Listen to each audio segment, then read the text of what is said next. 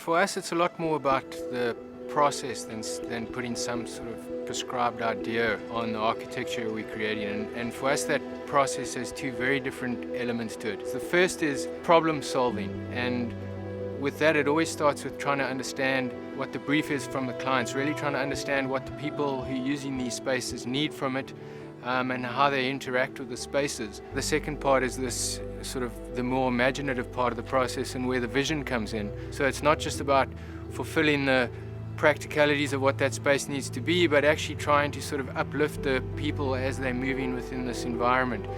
And I like to look at those two different elements. Sort of the one is the head, and it's sort of the problem solving, but the other is the heart.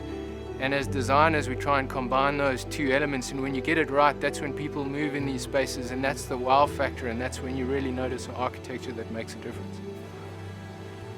The second site, Site 19, which is on that green belt, you know, the living area is on the bottom floor, and we've put all the bedrooms on the top floor. And because we've done that, they end up being a fairly slender element, which means they're dual-sided again. So they have unbelievable views of the sea, but all the light's coming in from the north side, which is fairly unique because it's often quite difficult to achieve that in an entire house, that everywhere you look, you're either getting the sun in or you have a view on the other side.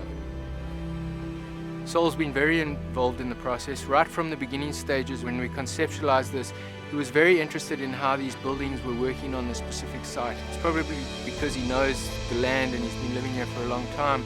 He really wanted to understand, like, were you maximizing the views? How were people accessing the sites? And it's the sense of luxury that's always affiliated with the Kerzner brand. It needs to be felt in everything we do. And it's not just in the building, it's from when you arrive through the gatehouse, through the landscape. You need to be able to sort of get a sense of that attention to detail.